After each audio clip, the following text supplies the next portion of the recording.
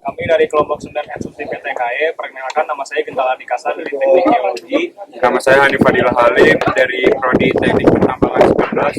Nama saya Simi Jokan Nasai dari Teknik Geologi 2019. Nama saya Herzamita Fortuna dari Teknik Penambangan 2019. Nama saya Yunita Nakora dari Prodi Penambangan 2019.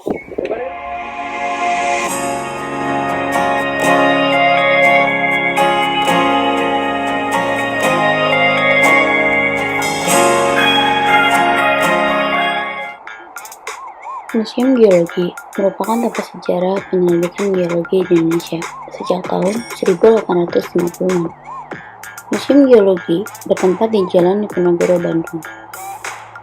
Museum ini pertama kali diresmikan pada 16 Mei 1929, bertepatan dengan pembukaan gedung Gens van den Nieuwspoort.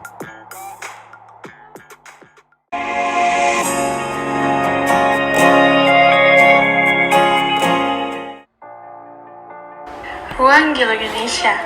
Dalam ruang ini, kami dapat mengamati hipotesis terjadinya bumi. Kami diberikan video proses terjadinya bumi, pengenalan bumi, dan sistem tata surya yang ada, serta diperjelaskan struktur-struktur dari bumi. Kami mengamati juga keadaan geologi Indonesia, serta terdapat berbagai macam jenis bebatuan, batuan beku, batuan sedimen, serta batuan melihat. Terdapat juga pertunjukan keadaan gunung berapi aktif di Indonesia, misalnya Gunung Tangkuban Perahu, Gunung Krakatau, Gunung Merapi, dan lain-lain.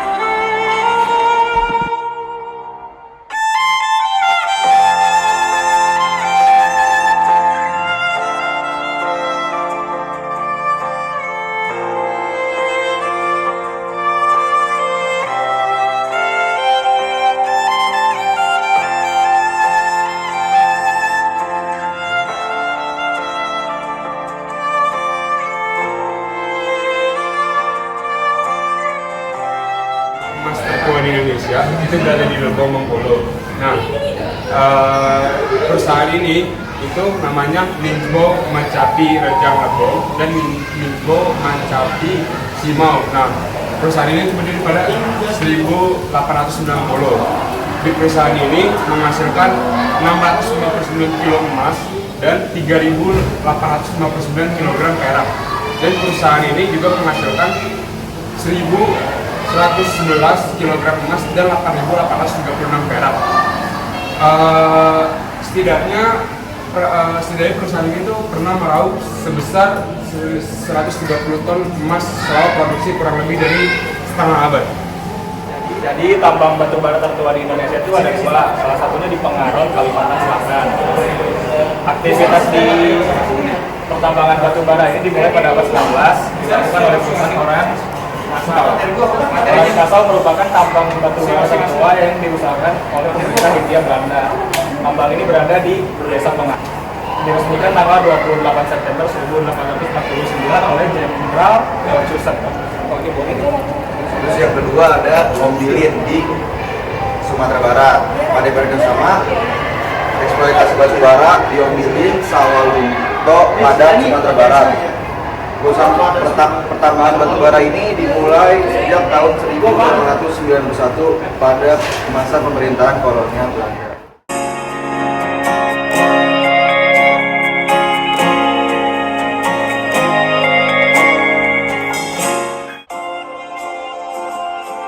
Ruangan kedua adalah sumber daya geologi. Ruangan ini menjelaskan apa-apa saja sumber daya geologi tersebut. Awal mula yaitu berasal dari pergerakan lempeng dan magma yang bergerak. Kedua faktor tersebut yang bisa menimbulkan mineral logam, batu bara, nikel, sumber daya air, gas bumi, serta minyak bumi. Di ruangan ini juga dijelaskan apa itu mineral logam, penggolongannya, serta contoh dari mineral logam tersebut. Di sini juga terdapat jenis-jenis mineral logam penting di Indonesia. Contohnya, emas, perak, tembaga, nikel, timah, dan mangan.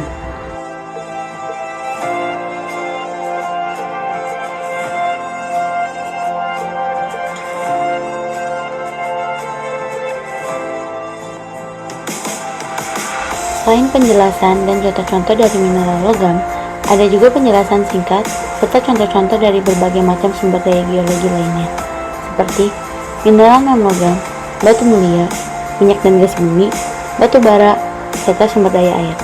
Penjelasan-penjelasan tersebut tertulis apik dan terawat pada kaca dinding etalase pajangan tersebut.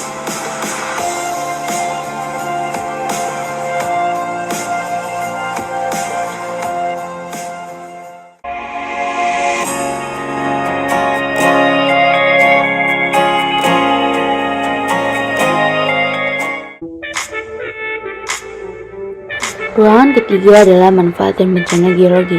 Di tempat ini, terdapat banyak penjelasan dari apa saja bencana geologi dan manfaat setelah bencana tersebut. Beberapa bencana geologi yang dijelaskan cukup detail di sini adalah gempa bumi, tsunami, dan longsor. Contoh manfaat dari gempa bumi diantaranya meningkatkan nutrisi tanah dan karena goncangan tersebut, para ahli mampu mengukur struktur bumi.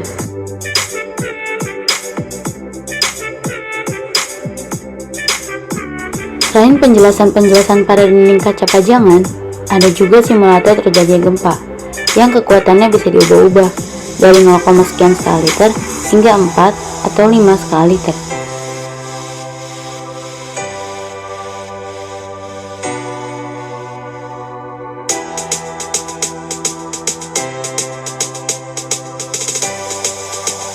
Di sini juga diperlihatkan melalui video bagaimana cara mengukur kekuatan gempa secara kualitatif dan kuantitatif, serta diperlihatkan di mana saja titik sebaran pernah terjadi gempa bumi dan tsunami.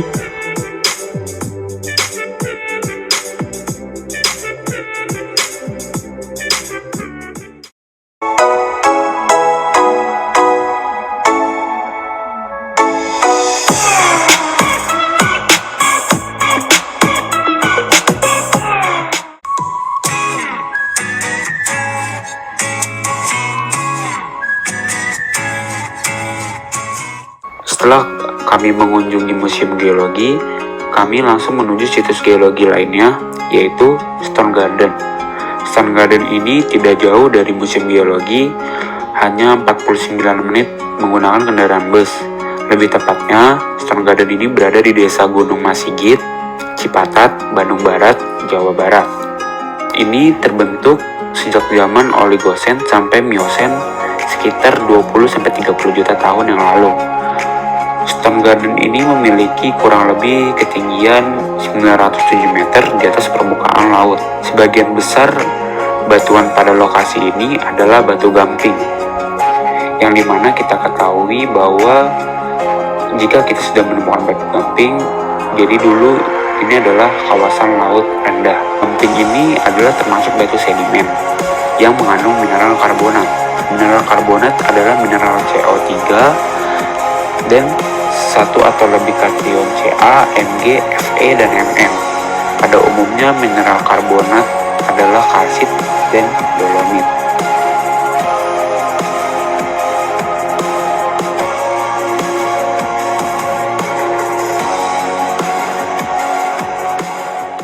Jadi kesimpulan yang kami dapat dari Stone Garden ini, terdapat banyak batuan yang kebanyakan gamping plastik. Ya, kemudian kesimpulan yang kami dapat di Museum Geologi, kami dapat mengetahui bagaimana manfaat sumber daya geologi, bencana-bencana yang ada di bumi ini. Itu sangat baik.